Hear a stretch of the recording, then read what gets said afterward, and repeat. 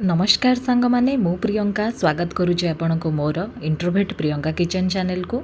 तो आज आम बनैबा गोटे सोया चिल्ली रेसिपी। आपण माने जदि सोयाबीन बड़ी रे बहुत सारा आइटम खाइकी टिके बोर हो गले चाहते किसी डिफरेंट बनवाई तो ये सोया चिल्ली रेसिपीटा निहाती भाव में ट्राए करूँ।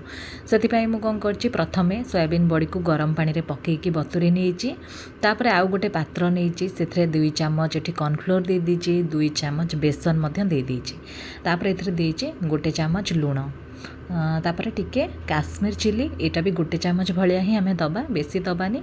आपण मैंने चाहिए ये फूड कलर भी ऐड करें किंतु जेहेतु मुझे घरे बनाऊँचे से कौन सी प्रकार फूड कलर मु व्यवहार करनी कारण फूड कलर जदि आपण मैंने दौरान ताले मार्केट भाया लुक्सटा आसीज।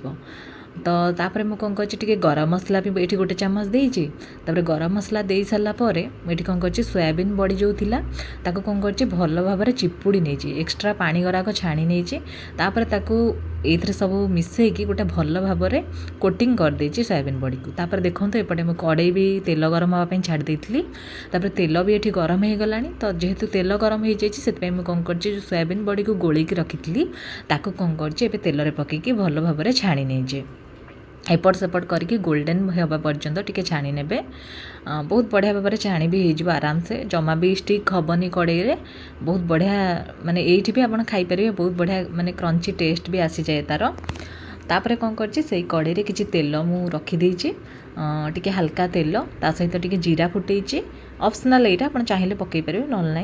तापर टिके ये कटा रसुण कटा कंचा लंका देकी हल्का भाजी नहीं आ ये सब टिके हल्का भाजी हो गला परे आमे कटा जाइथिबा सबू जो जमती कि आम चिली आइटम रे जमती सबू वेजिस कराक जमती कटा जाए वेजिस आइटम सबू जमती आप जानते स्क्वायर साइज जमती कटा जाए कैप्सिकम पियाज आ सहित टिके टमाटो को मध्य स्क्वायर साइज रे सब कटा होइचे से गुड़ाक सब पकईकी हल्का हल्का फ्राए करें बेसी फ्राए करने आवश्यक नहीं कारण ये कंचालिया रहिले ही टेस्टा भल आसे।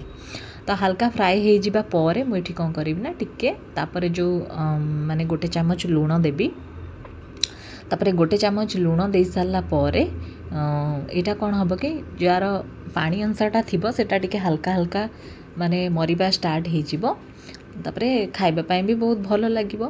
जन जन को आर टिके कंचा स्मेल भी भल लगे तो आपको टिके हल्का भाजी नेबे। तो ये सब हल्का भाजी हो गला पर मुझे देची 2 चामच भाया टमाटो सॉस आउ 2 चामच भाया चिली सॉस भी मुझे ऐड करी। आपण मैंने चाहिए जदि सोया सॉस पकईया चाहूँगी आप देपारे जेहेतु मो पाखे आवेलेबल नाला सोया सॉसटा तो पकईनी कि सोया सॉस ही यार असली टेस्ट। तो आपण मैंने सोया सॉसटा निहाती भाव में ये ऐड करेंगे। तापर ये सब टिके हल्का फ्राए हो गला पर मुझे कौन करना ये गोटे चामच कॉर्नफ्लोर रे 2 चामच पानी देकी गोटे स्लरी बने देची। ए स्लरी दबार कारणटा हूँ टिके बहलिया रहिबो आ टेक्सचरटा टिके बहलिया रहिले खाइबापी भल लगिबो। तो से मुझे कौन कर कॉर्नफ्लोर स्लरी देकी तापर जो छणा जाइथिबा आमर जो सोया बड़ी ताको पकई देकी ताको भल भाव में गोलेबापी स्टार्ट कर देची। लास्ट को मुझे टिके चिली पाउडर देची टिके कलर मते हल्का कम लगिला से चिली पाउडर टिके देइथिली। तापर आपको भल भाव में गोले देला पर लास्ट को आम कौन करवा टिके धनिया पत्र आउ टिके धला राशि यहाँ देकी आपणकर सोया चिलीटा को रेडी कर नबा।